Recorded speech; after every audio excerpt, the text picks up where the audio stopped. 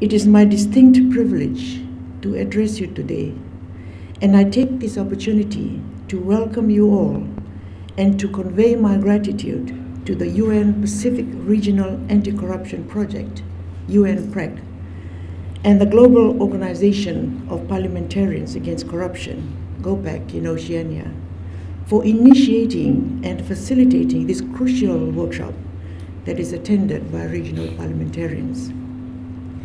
Fiji welcomes parliamentarians from respective standing committees on anti-corruption, particularly from Tonga, the Joint Standing Committee on the Corruption and Crime Commission in West Australia, our own Fijian Public Accounts Committee members, and the GOPAC Parliamentary Committee in the Cook Islands, Kiribati and Tonga, as well as other parliament representatives.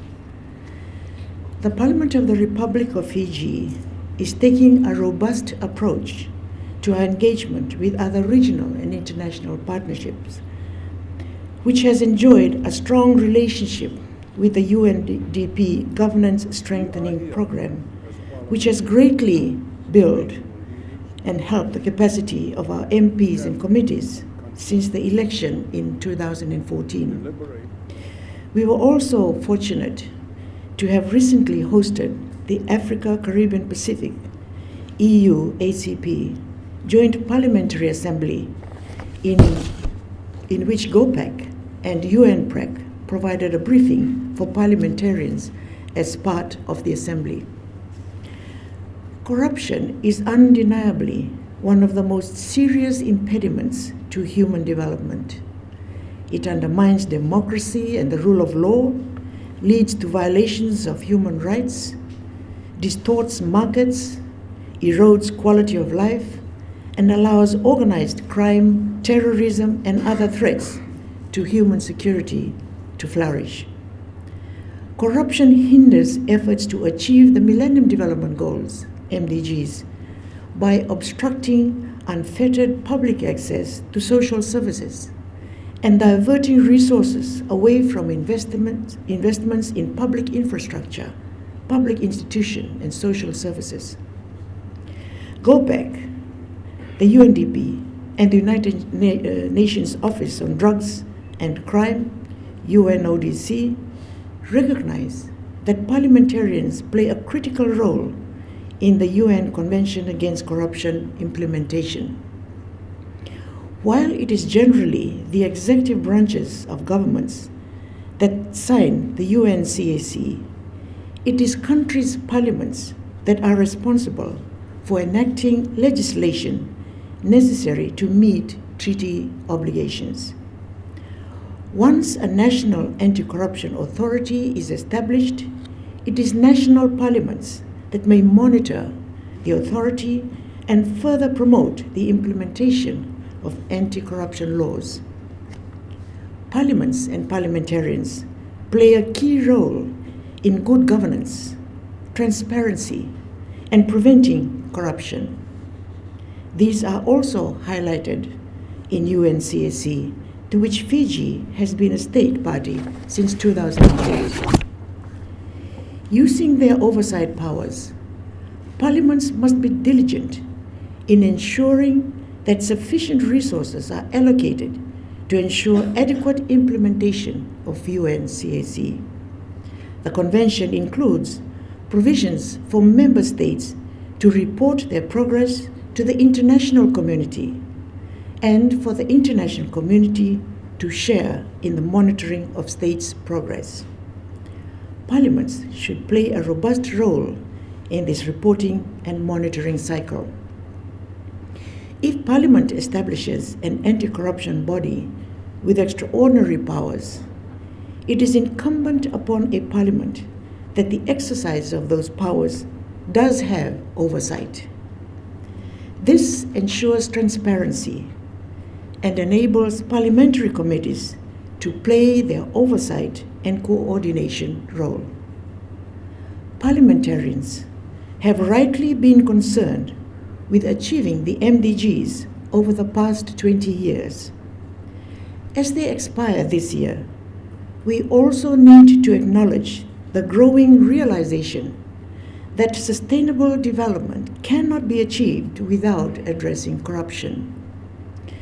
With reference to the new 17 Sustainable Development Goals, SDGs, as mentioned by His Excellency the President, anti-corruption and accountability is a major part of the new SDG 16, and I quote, "Promote peaceful and inclusive societies for sustainable development, provide access to justice for all, and build effective, accountable, and inclusive institutions at all levels," unquote. A major advance in the SDGs is the negotiation of targets so that we can transparently measure achievements. The current draft target in SDG 16 aims to, and I quote, "substantially reduce corruption and bribery in all its forms," unquote. In Fiji, our Public Accounts Committee takes an expansive oversight role, ensuring that public authorities and government departments which weren't tabling reports in Parliament prior to 2015 are now being held to scrutiny. Our PAC also recently began working more closely with the Fiji Independent Commission Against Corruption, FICAC, and the Office of the Auditor General to present reports to relevant agencies.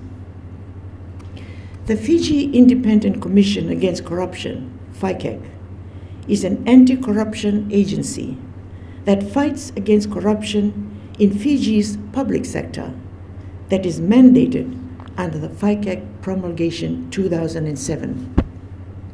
FICAC focuses on investigating and prosecuting corruption and bribery-related cases, examining and advising government of its practices and procedures that are conducive to corruption, and educating and enlisting public support in combating corruption. The Honorable Attorney General of Fiji is scheduled to speak later in the program on the government's effort to combat corruption through institutional arrangements, while I am sure you will get more in-depth information on FICAC. The United Nations Convention Against Corruption, UNCAC, is the most comprehensive treaty on anti-corruption at a global level and has created a global momentum in support of the fight against corruption. Endorsed by over 150 countries in the world, representing every region, this landmark convention came into force in 2005. The UNCAC provides a political instrument as well as binding framework to promote anti-corruption reforms. The Conference of States Parties to the UNCAC is the vehicle for the implementation of the convention. UNCAC exists alongside a number of regional anti-corruption conventions, such as the OECD Convention on Combating Bribery of Foreign Public Officials in International Business Transactions, the African Union Convention on Preventing and Combating Corruption, and the Inter-American Convention Against Corruption, to name just a few. UNCAC requires that state parties implement several anti-corruption measures which may affect their laws, institutions, and practices. These measures aim at preventing corruption, criminalizing certain conducts, strengthening international law enforcement and judicial cooperation, providing effective legal mechanisms for asset recovery, technical assistance and information exchange, and mechanism for implementation of the convention, including the Conference of the States Parties to the United Nations Convention Against Corruption, COSP. You will have the opportunity to learn more about UNCAC in the following sessions of today. Parliaments and parliamentarians have a key role to play in combating corruption and in the different processes envisaged under UNCAC. Parliament's role can be categorized as follows. 1. Anti-corruption planning and monitoring, including cooperation with the main anti-corruption body or bodies and questioning the executive on corruption-related issues and reports. 2. Financial oversight, including the authorization of all revenues and expenditures, the composition and effectiveness of the Parliament's Budget Oversight Committee, monitoring resource extraction and revenues, the oversight of executive financial instruments and the use of contingency funds, monitoring of the independent audit institutions and its reports, the Parliament's capacity for financial analysis and control of its own budget, the prevention of money laundering. 3. Establishing and monitoring standards of conduct for public officials, elected and non-elected. Oversight of enforcement body or bodies, regulating conflicts of interest, ensuring the appropriateness of rules and parliamentary immunity. And 4. Ensuring parliamentary accessibility and availability of information for interested members of the public, including constituents, civil society organizations, and journalists, both on corruption-related issues and more generally. Parliamentarians play an active leadership role in the ratification, implementation, domestication, monitoring, and review of the UNCAC, in particular, the criminalization of corruption through legislation and an independent judiciary system. Parliamentarians should help domesticate the UNCAC by helping adopt national standards to regional or national needs. Adaptation may take place in some of the following ways. Transparency, monitoring and review that blends expert and political attention with sensitivity to distinct domestic cultural values and governance practices. Balance between effective criminalization of corrupt acts and the prevention of corruption through improved governance practices. Innovation through parliamentary activities and behavior that would complement the provisions in the articles of the UNCAC. Participatory of society. Parliamentary representation role can help ensure that citizens are well informed and that they and civil society are active participants in the domestication of the UNCAC. And lastly, monitoring and review. Parliamentarians should endeavor to play an important oversight role in the monitoring and review of the national effort to implement and domesticate the UNCAC. On the Global Parliamentarians Against Corruption, GOPAC. GOPAC is an international network of parliamentarians dedicated to good governance and combating corruption throughout the world. It was founded in October 2002, dedicated to fighting corruption and improving good governance and uphold the rule of law. It aims to build an international network of parliamentarians organized on a regional basis to fight corruption and promote good governance.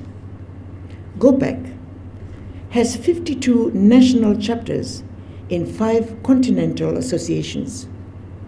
GOPAC supports its members through original research, global anti-corruption capacity building, and international peer support.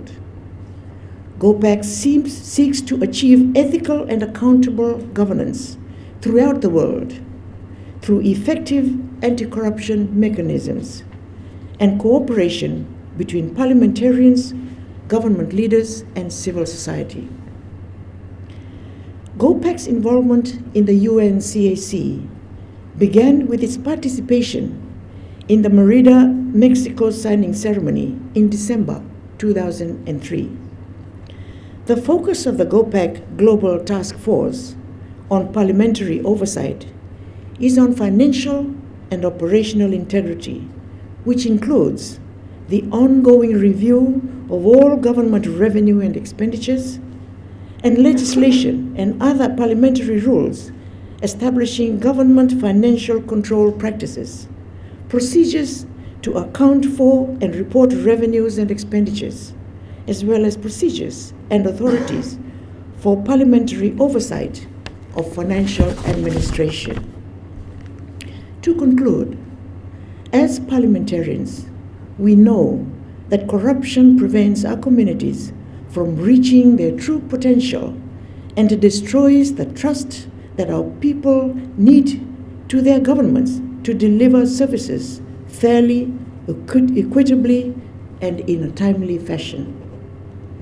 Parliaments need to promote greater public understanding of the negative effects of corruption and the global, regional, and country initiatives to combat corruption. Work cooperatively with governments that have ratified the UNCAC in developing government or country anti-corruption strategies, plans or approaches aimed at effective implementation, and seek improved operational alliances with international organizations that share the UNCAC objectives so that the work of parliamentarians can complement that of others. Parliament also needs to maintain its global task force on the UNCAC and urge that it supports GOPAC in realizing the aforementioned actions, and in addition, build a global network of parliamentary champions for UNCAC, encourage the development of regional chapter UNCAC implementation initiatives, encourage the development of country chapters, especially in countries that have ratified and are yet to ratify UNCAC, engage regional and country chapters to document changes as related to the UNCAC prevention provisions and and GOPAC position statements, as well as lessons learned, and provide for the sharing of such implementation information. With this crucial information and the extensive discussions that is ahead of us all, I take this time on behalf of the Parliament of the Republic of Fiji to welcome you all to Fiji, as well as this workshop. I am optimistic that you will return to your own shores invigorated and greatly empowered to join in this global, regional, and local fight against corruption. Thank you.